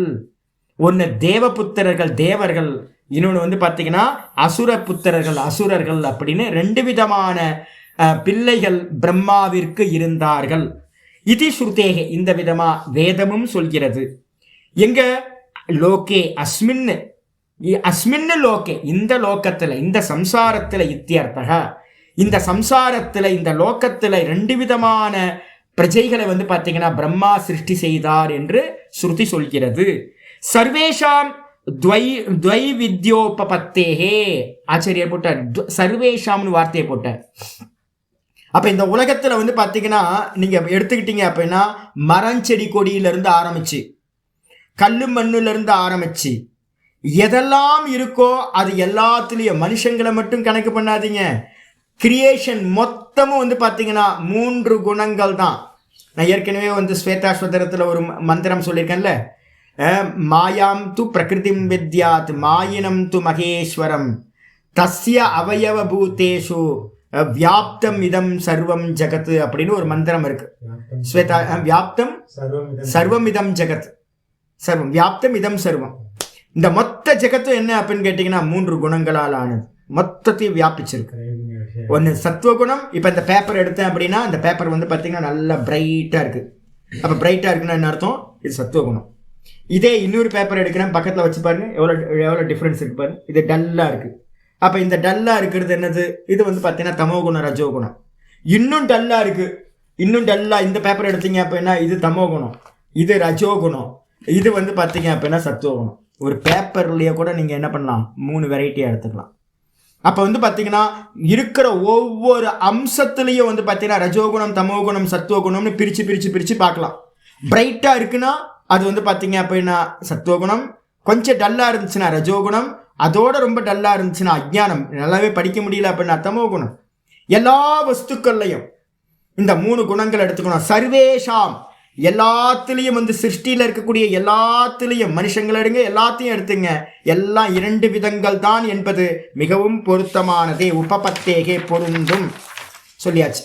இதுக்கப்புறம் ஆச்சரிய சொல்ற, கௌதௌ பூத சர்கோவிதி, எது அந்த 2 பூத சிருஷ்டிகள்? ஜீவராசிகளை சிருஷ்டி பண்ணும் போது எந்த 2 சிருஷ்டி உண்டு பண்ணப்பட்டது? உச்சியதே, அது சொல்லப்படுகிறது. உச்சியதே பிரகிருதௌ ஏவ தெய்வ அசுர ஏவச்ச. இப்ப நம்ம பேசிக்கிட்டு இருக்கமே பிரகிருதவுன பிரகரணம். இப்ப நம்ம பிரகரணம்னா இப்ப இது வரைக்கும் 5 ஸ்லோகங்கள்ல என்ன பார்த்தோமோ அந்த தெய்வீ சம்பத்துன்னு சொல்லக்கூடிய தெய்வீக இயல்புகள், அசுர சம்பத்துன்னு சொல்லக்கூடிய அசுர இயல்புகள், இந்த 2 தான் இந்த மொத்த கிரியேஷன்லையும் சொல்லப்பட்டிருக்கு, செய்யப்பட்டிருக்கு. தெய்வீ பூத சர்கா, ஆச்சரிய சொல்ற, உக்தயோகோ ஏவ புனர் அனுவாதே பிரயோஜனம் ஆக. எதுக்காக நீங்க ரிப்பீட் பண்றீங்க? அதான் சொல்லியாச்சு இல்ல, சொன்னதையே வந்து பாத்தீங்கன்னா புனர்வச்சனம் எதுக்காக திரும்ப வந்து அனுவாதம் பண்றீங்க, சொன்னதையே ரிப்பீட் ஏன் பண்றீங்க அப்படின்னு யாராவது கேட்டாங்கன்னா அதுக்காக பதில் சொல்றார் ஆச்சாரியார். தெய்வீ பூத சர்கா, தெய்வீ பூத சர்கன்னு அர்த்தம் அபயம் சத்வ சம்சுத்திஹி. முதல் ஸ்லோகத்துல இருந்து ஆரம்பிச்சு 3 ஸ்லோகங்கள் வரைக்கும் நம்ம என்ன பண்ணிட்டோம் அப்படின்னா, இத்தியாதினா விஸ்தர பிரகாரைகி புரோக்தா, ரொம்ப விஸ்தாரமா 3 ஸ்லோகங்கள்ல 26 குணங்களை தெய்வீக சம்பத்து அப்படின்னு சொல்லியாச்சு. கதித்தோ சொல்லப்பட்டது, நது ஆசுரோ விஸ்தரசா. ஆனா 3 ஸ்லோகங்கள்ல சொன்னதை நம்ம என்ன பண்ணோம், அசுர இயல்புகளை ஒரே ஒரு ஸ்லோகத்துல 6 வேல்யூஸ் தான் சொல்லியிருக்கோம். 6 தான் வந்து பார்த்தீங்க அப்படின்னா என்ன பண்ணியிருக்கோம், அசுர இயல்புகள் அப்படின்னு சொல்லியிருக்கோம், விஸ்தாரமா சொல்லல. அதனால அத்தக தத்து பரிவர்ஜனார்த்தம். அப்போ அசுர இயல்பு நம்மள்கிட்ட இருந்துச்சு அப்படின்னா அது மோட்சத்துக்கு வந்து பார்த்தீங்கன்னா பேரிகேட்டர் மாதிரி தடையா பிரதிபந்தமா இருக்கும். அப்போ அதனால என்ன பண்ணணும், தத் பரிவர்ஜனார்த்தம், நம்மள்ட்ட இருக்கக்கூடிய அசுர இயல்புகள் எதெல்லாம் இருக்கோ அதை எல்லாத்தையும் நிவர்த்தி பண்றதுக்காக, பரிவர்ஜனம்னா நிவர்த்தி பண்றது, அதெல்லாத்தையும் நீக்குவதற்காக ஆசுரம் பார்த்த மே மம வச்சனாத் உச்சியமானம், நான் சொல்லக்கூடிய என்னுடைய வச்சனத்திலிருந்து விஸ்தரசக ஸ்ருணு, நல்லா கேட்டுக்கொள்வாயாக, அவதாரைய நிச்சயம் செய்து கொள். உன்கிட்ட இருக்கிற ஒவ்வொரு நேச்சர் என்னன்னு, ஒவ்வொரு காரியத்திலையும் இது அசுர இயல்பு, இது தெய்வீக இயல்புன்னு பிரிச்சு பிரிச்சு பிரிச்சு பார்க்கணும். நான் சொல்றத நல்லா அவதாரணம் பண்ணு, மனசுல உள்ளிருத்திக்கொள். நம்ம பண்ற ஒவ்வொரு காரியத்திலையும் நமக்கு பார்த்தீங்கன்னா விவேகம் வரணும். நான் என்ன பண்ணிட்டு இருக்கேன், என்னை சுத்தி என்ன நடந்துட்டு இருக்கு, என்னோட சுத்தி இருக்கிற மனிதர்கள் எப்படி இருக்காங்க, ஜீவராசிகள் எப்படி இருக்கு, நான் எப்படி இருக்கேன் அப்படின்னு பார்த்தீங்கன்னா நல்லா பிரிச்சு தெரிஞ்சுக்கிட்டு இந்த அசுர இயல்புகள் வரது எல்லாத்தையும் இது அசுர இயல்பு அப்படின்னு எல்லாத்தையும் டிடெக்ட் பண்ணி அதை எல்லாத்தையும் எடிட் பண்ணணும், நம்மகிட்ட இருந்து நீக்கி கொள்ளணும். அப்பதான் நம்ம மோட்சத்துக்கு போக முடியும் அப்படின்னு ஆச்சாரியார் சொல்லி முடிக்கிறார். அப்ப விஸ்தாரமா நம்ம என்ன பண்ண போறோம், எங்க ஆச்சாரியார்கள் என்ன சொல்லுவாங்க தெரியுங்களா, கிரகஸ்தர்களுக்கும் சன்னியாசி சாதுக்களுக்கும் 2 வித்தியாசம் இருக்கும். என்ன வித்தியாசம் அப்படின்னு கேட்டிங்கன்னா, கிரகஸ்தர்கள் பார்த்தீங்கன்னா பண்ண வேண்டியதை மட்டும் யோசிப்பாங்க, சன்னியாசிகள் பார்த்தீங்கன்னா பண்ணக்கூடாததை மட்டும் யோசிப்போம். இதுதான் வித்தியாசம். ஆக்சுவலாக பார்த்தீங்கன்னா பத்தியம் தான் ரொம்ப முக்கியம், மருந்தை காட்டிலும். கிரகஸ்தர்கள் மருந்து என்ன சாப்பிடலான்னு ஆலோசனை பண்ணுவாங்க. ஆனால் என்ன மாதிரி சாதுக்கள் என்ன பண்ணுவோம் தெரியுங்களா, அவங்களுக்கு என்ன பத்தியம்னு அதிகமாக யோசிப்போம், என்ன பண்ணக்கூடாது. டோன்ட் டூஸ் ரெண்டும் இம்பார்ட்டன்ட். ஆனால் பார்த்தீங்கன்னா மோட்சத்துக்கு போகணும் அப்படின்னா பண்ணக்கூடாததை பண்ணாமல் இருந்தாவே ஆல்மோஸ்ட் மோட்சத்தை அடைஞ்சிடலாம். தப்பை பார்த்தீங்கன்னா பண்ணாமல் இருந்தாவே சரியானது நடந்துக்கிட்டே இருக்கும். அதனால நம்ம என்ன பண்ண போறோம் அப்படின்னா, அசுர இயல்புகளை நம்மள்ட்ட இருந்து நீக்குனாவே நம்ம சுபாவமே தெய்வீக இயல்பு தான். நம்ம சுபாவம் பார்த்தீங்கன்னா தெய்வீக இயல்பு. நம்மளாம் தேவதையோட புத்திரர்கள். அதனால பார்த்தீங்கன்னா ரிஷிபுத்திராக, நம்ம எல்லாம் ரிஷிபுத்திரர்கள். அதனால பார்த்தீங்கன்னா நம்மள்ட்ட இருக்கக்கூடிய கெட்ட தன்மைகள் எதெல்லாம் இருக்கோ அதெல்லாம் நீக்கிக்கணும். அப்படின்னா அதை பற்றி விஸ்தாரமாக தெரியணும், அதை எல்லாத்தையும் நீக்கிறதுக்காக. இதை பேசிகிட்டு இருக்கும்போது நான் முதல் கோர்ஸ் ஒன்று எடுத்தேன். நான் இப்போ பகவத்கீதை எடுக்கிறது பார்த்தீங்கன்னா 1, 2, 3வது முறை எடுக்கிறேன். முதல் முறை எடுக்கும்போது பார்த்தீங்கன்னா ராமகிருஷ்ண மடத்துலேருந்து ஒரு சன்னியாசி என்கிட்ட பாடம் படிச்சுட்டு இருந்தார். அவர் என்ன பண்ணார் அப்படின்னு கேட்டீங்கன்னா, இந்த 16வது சாப்டரை இப்போ இனிமே போகிற சப்ஜெக்ட் இருக்குது பார்த்தீங்களா, இதை பேச ஆரம்பித்தேன்.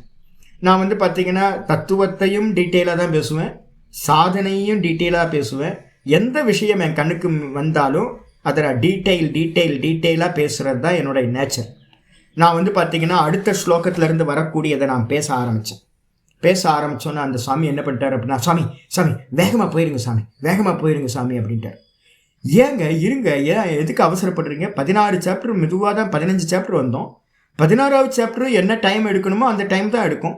இல்லை சாமி வேகமாக போங்க சாமி. ஏன் அப்படின்னா இந்த இனிமே வரக்கூடிய இயல்பை சொல்ல ஆரம்பிக்கும் போது நிறைய பேருக்கு உள்ளுக்குள்ளார குத்தும். ஏன் அப்படின்னா நம்மள்ட்ட இயல்பாகவே என்ன இருக்குது அப்படின்னா நிறைய தப்பான குணங்கள்லாம் நம்மள்ட்ட இருக்கும். நல்லதும் கெட்டதும் கலந்து தான் பார்த்தீங்கன்னா நம்ம இருக்கோம். மனுஷன் பாதி மிருகம் பாதி கலந்து செய்த உருவம் நான் சொல்ற மாதிரி, கடவுள் பாதி மிருகம் பாதி. நம்ம எல்லாருமே பார்த்தீங்கன்னா நான் ஏற்கனவே சொல்லியிருக்கேன், டுவெல் பர்சனாலிட்டி. புண்ணியமும் பாப்பமும் கலந்து மிஸ்ரித கர்மம் இருந்தால் தான் மனுஷனாவே பிறப்போம். அப்போ மனுஷனாக பிறந்தவன் எல்லாம் 100% தெய்வமாக இல்லை. அப்போ நம்மள்கிட்ட பார்த்தீங்கன்னா 2 குவாலிட்டிஸும் கலந்துருக்கு. அப்போ இதை சொல்லும் போது என்ன ஆகும் அப்படின்னா, சுவாமி பார்த்தீங்கன்னா நம்மள்கிட்ட எல்லாம் நிறைய பேர் பேசுவாங்க, போவாங்க, வருவாங்கல்ல. அப்போ பார்த்தீங்கன்னா சுவாமி பார்த்தீங்கன்னா நம்மளை இண்டிகேட் பண்ணுறாரோ, சாஸ்திரத்தில் இருக்க சொல்லும் போதெல்லாம் நமக்கு என்ன இருக்குன்னா, சுவாமி நம்மளை சொல்கிறாரு போல இருக்கே அப்படின்னு இருக்கும். அதனால பார்த்தீங்கன்னா குற்றம் பார்த்தீங்கன்னா நமக்கு கில்ட்டி வரும் நமக்கெல்லாம் இனிமே இருக்கிறதெல்லாம் பேசும்போது. ஆனால் பார்த்தீங்கன்னா என்ன சொல்கிறோம், சாஸ்திரம் என்ன அப்படின்னா தர்ப்பணம். சாஸ்திரம் தர்ப்பணம். இந்த கண்ணாடியை நம்ம முகத்துக்கு முன்னாடி வச்சுக்கிட்டு நம்ம டெய்லி தலை நல்லா இருக்கா, விபூதி நல்லா போட்டிருக்கோமா அப்படின்னு நம்மளை எல்லாத்தையும் கரெக்ட் பண்ணிக்கிறோம்ல. கண்ணாடிக்கு முன்னாடி நின்று நம்மளை எப்படி கரெக்ஷன் பண்ணிக்கிறோமோ அதே மாதிரி சாஸ்திரத்துக்கு முன்னாடி நின்றுக்கிட்டு நம்மள்கிட்ட என்னென்னலாம் சரியில்லையோ அதை எல்லாத்தையும் சரி பண்ணிக்கணும். அப்போ தர்ப்பணம்ன்றது நம்மளை சுட்டி காட்டும். நம்மளை பார்த்தீங்கன்னா தப்பை எல்லாத்தையும் நமக்கு முன்னாடி சொல்லும். பர்டிகுலராக ஒவ்வொருத்தரோட இண்டிவிஜுவலையும் இது பேசும். ஏதாவது குறைகள் இருந்துச்சுன்னா பேசும். கண்டிப்பாக நம்மகிட்ட தப்பு இருந்துச்சுன்னா குற்ற உணர்வு வரணும், லஜ்ஜா வரணும். ஐயோ நம்மள்கிட்ட இந்த குணம் இருக்கே, ஐயோ இதை எப்படி திருத்துறது அப்படின்னு முயற்சி பண்ணணும். அதை விட்டுட்டு வந்து பார்த்தீங்கன்னா சாமி போங்க சாமி போங்க சாமி அப்படின்னா கடைசியில் என்ன ஆகி போச்சு தெரியுங்களா? அந்த சாமி 16வது அத்தியாயம் கேட்குற வரைக்கும் வந்தார். 17வது அத்தியாயம் ஆரம்பிக்கும் போது 2 சாதுக்களுக்கு நடுவில் சண்டை வந்துடுச்சு. ஈகோ, பெரிய ஈகோ வந்து பார்த்தீங்கன்னா 17வது சாப்டரில் பகவத்கீதையை விட்டுட்டு அவர் போயிட்டார். அதோட அவரோட சுவாத்தியாயம் வந்து பார்த்தீங்கன்னா நின்று போச்சு. இப்போவும் வந்து பார்த்தீங்கன்னா படிக்காமையே படித்த மாதிரியே ஒரு பாவலா காட்டிட்டு ஊர் சுற்றிட்டு இருக்கார். ஆனால் வந்து பார்த்தீங்கன்னா எப்படி இருப்பார் அப்படின்னா, நான் சொன்னல தம்பம் அப்படின்னு, படித்த மாதிரியே படிக்காமையே படித்த மாதிரியே கிரெடிட் எடுத்துக்கிறது, அப்படியே ஊர் சுற்றிக்கிட்டு சாப்டர் முடிக்கவே இல்லை. அப்போ என்ன அப்படின்னு கேட்டிங்கன்னா, நமக்கு குற்ற உணர்ச்சி வரும். இனிமே பேசுகிறதெல்லாம் வரணும். நம்மள்ட்ட இருக்கிறது ஆமாம் இல்லை, இது நம்மள்ட்ட இருக்கு, சுவாமி வந்து நம்மளும் சொல்கிறாரோ அப்படின்னு நம்ம என்ன பண்ணணும், இதெல்லாம் கரெக்ஷன் பண்ணிக்கணும். அதுக்காக விஸ்தாரமாக 7வது ஸ்லோகத்திலேருந்து என்ன பண்ண போகிறார், இந்த அத்தியாயம் முடிகிற வரைக்கும் இருக்கிற ஸ்லோகங்களில் நம்மள்ட்ட இருக்கக்கூடிய குற்றங்களை கிளியராக சொல்ல போகிறார். எதுக்காக? இதெல்லாத்தையும் நிவர்த்தி பண்ணணும். இதெல்லாம் நிவர்த்தி பண்ணுறதுக்கு என்னெல்லாம் பண்ணணும் அப்படின்னு கான்சென்ட்ரேட் பண்ணுவோம். நாளையிலேருந்து பார்ப்போம் மீதியை. ஓம் பூர்ணமதః பூர்ணமிதம் பூர்ணாத் பூர்ணமுதச்யதே பூர்ணஸ்ய பூர்ணமாதாய பூர்ணமேவாவசிஷ்யதே. ஓம் சாந்தி சாந்தி சாந்தி. ஹரி ஓம் ஸ்ரீ குருப்யோ நமः. ஹரி ஓம். ஓம் ஸ்ரீ கிருஷ்ணாய பரமாத்மனே நமः. ஸ்ரீ கிருஷ்ண கிருஷ்ண கிருஷ்ண காயேன வாசா மனசேந்திரியைர்வா புத்தியாத்மனா வா பிரகிருதேர் ஸ்வபாவாத் கரோமி யத் சகலம் பரஸ்மை நாராயணாயேதி சமர்ப்பயாமி. ஓம் தத்சத் இது பரபிரம்மார்ப்பணமஸ்து. நாராயண நாராயண நாராயண நாராயண. மெதுவாக கரெக்ஷன் பண்ணிக்கிட்டே வரணும். ஒரு ஜென்மத்தில் வந்து பார்த்தீங்கன்னா, அதனால தான் ஆர்ஜித ஞான சம்ஸ்காரேன அப்படின்றார் கீதாவில். அநேக ஜென்ம சம்பிராப்தக ததோ யாதி பராம் கதி. மெதுவாக ஒவ்வொரு ஜென்மத்திலையும் நம்ம என்ன பண்ணுறோம், டெவலப் ஆகிட்டே போகிறது. ஒரு ஜென்மத்தில் வந்து பார்த்தீங்கன்னா ஃபுல்ஃபில் ஆகும்போது பரிபூர்ணமான ஒரு ரமணர் மாதிரி எந்த குறையும் பார்க்க முடியாத 100% சத்துவ குணத்தோடு இருக்கிறோம். தேகத்தில் நல்லா தெரிஞ்சுங்க, தேகத்தில் வந்து பார்த்திங்கன்னா கொண்டு வர முடியாது. தேகம் எப்போவுமே வந்து பார்த்திங்கன்னா தோஷத்தோடு கூடியது. அப்போ வந்து பார்த்திங்கன்னா ஆனால் மனசை வந்து நம்ம என்ன பண்ண முடியும், இந்த வேல்யூஸ் எல்லாத்தையும் நம்ம எந்த குலத்தில் பிறந்திருந்தாலும் கில்ட்டியெல்லாம் தூக்கி வச்சுட்டு முயற்சி பண்ணி இதை எல்லாத்தையும் அடையணும் நம்ம. ஹரி ஓம் ஹரி ஓம் ஹரி ஓம்.